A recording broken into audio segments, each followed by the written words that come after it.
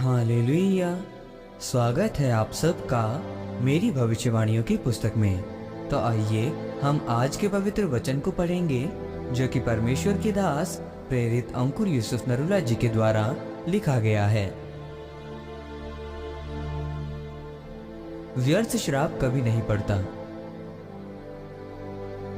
जैसा कि उत्पत्ति की पुस्तक अध्याय 31 उसकी 32 आयत में लिखा है, जिस किसी के पास तो अपने देवताओं को पाए वो जीवित न बचेगा। मेरे पास मेरा जो कुछ निकले उसे भाई बंधुओं के सामने पहचान कर ले ले, क्योंकि याकूब न जानता था कि राहेल ग्रह देवताओं को चुरा ले आई है। मेरे प्रियो, बाइबल कहती है कि याकूब की जो पत्नी थी वो जवानी में मर गई थी।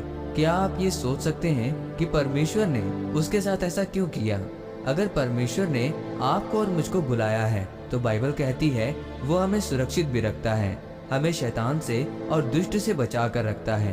बाइबल को उसी तरह से पढ़ना और कल्पना करना कि एक धर्मी व्यक्ति भविष्यवाणी के शब्द को पाया हुआ परमेश्वर की योजना के नीचे रहने वाला व्यक्ति और उसकी पत्नी मर जाती है।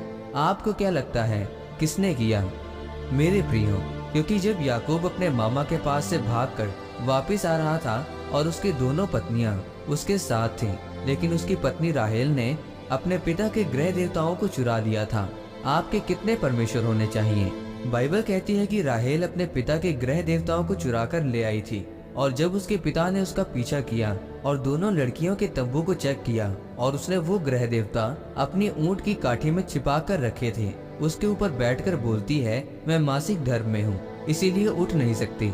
और उसका पिता लाबान सब जगह ढूंढकर थक गया, और उसके पति याकूब ने अपने मामा लाबान से कहा कि जिस किसी के पास तू अपने देवताओं को पाए वो जीवित नहीं बचेगा, क्योंकि वो नहीं जानता था कि उसकी पत्नी राहेल ग्रह देवताओं को चुरा कर ले आई है। बाइबल कहती है तुम पर कभी भी व्यर्थ श्राप नहीं पड़ेंगे। जो जादू टोना करने वाले लोग हैं वो आपकी जिंदगी पर श्रापों को भेजते हैं, लेकिन बाइबल कहती है कि याकूब के घराने के ऊपर कोई मंत्र नहीं चलेगा। इसीलिए जब एक मसीही व्यक्ति परमेश्वर में पूरा होता है तो चाहे वो श्राप हो या नकारात्मक शब्द हो, उसकी जिंदगी में काम नहीं करते हैं। जब एक व्यक्ति परमेश्वर की बुलाहट और उसकी मर्जी से जब बाहर होता है तो उसकी जिंदगी पर व्यर्थ श्राप पड़ सकते हैं। मेरे प्रियो, एक अफ्रीकन लड़की थी जो अमेरिका जाना चाहती थी, और वो उस देश के राष्ट्र की मुंह बोली बेटी थी, और उसने अपनी सौतेली माँ को बताया कि मैंने अमेरिका के लिए वीजा अप्लाई किया है, और उसको मालूम नहीं था कि उसकी माँ उससे जलन करती है। और उसकी माँ ने उस लड़की पर जादू टोना किया और बोला कि तू कभी भी अमेरिका में कदम नहीं रखेगी। वो लड़की पूरी तरह से मसीह में नहीं थी, नाम के मसीह और काम के मसीह। उस लड़की का 1 बार 2 बार 3 बार वीजा रद्द हो गया, और फिर उसने अपने पिता से बात की कि जो उस देश का राष्ट्रपति था कि मेरा वीजा 3 बार रद्द हो चुका है।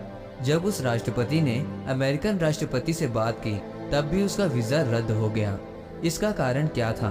बाइबल कहती है कि जब तुम श्राप के नीचे हो तब कोई चीज काम नहीं करती है। तुम्हारी पढ़ाई लिखाई समझदारी काम नहीं करती है। इसीलिए प्रभु यीशु मसीह ने उस क्रूस को उठाया ताकि आप इन श्रापों से आजाद हो सकें। मेरे प्रियो, इसी प्रकार याकूब की पत्नी के मृत्यु का कारण उसका अपना स्वभाव और परमेश्वर के पीछे न चलना था, इसीलिए वो जवानी में ही मर गई। आमीन। आइए इस प्रार्थना को आप मेरे साथ एक मन होकर करें।